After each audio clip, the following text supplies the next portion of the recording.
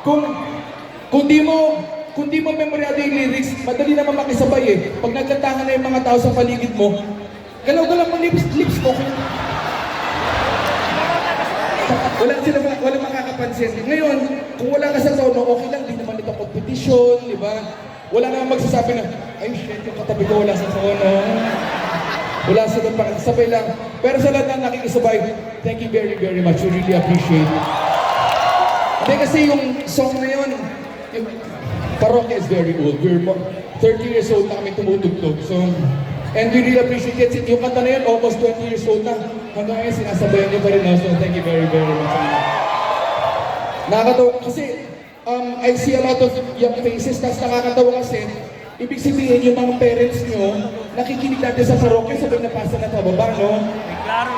So, you are blessed kasi ang tawag sa parents nyo, bad influence.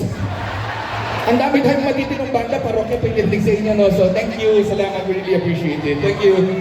Okay, for our last song, lako lang. O ito, dapat hindi namin kakantayin ito eh, pero kasi sabi sa amin, offensive daw yung kanta. Pero naniniwala ako na marami kami mga kabatch dito ng mga batang 90s. So, and naniniwala ako, tayo mga batang 90s, we do not get offended by songs. Okay! Oh, yeah! Pero kung may ma-offend, sorry, it's a song.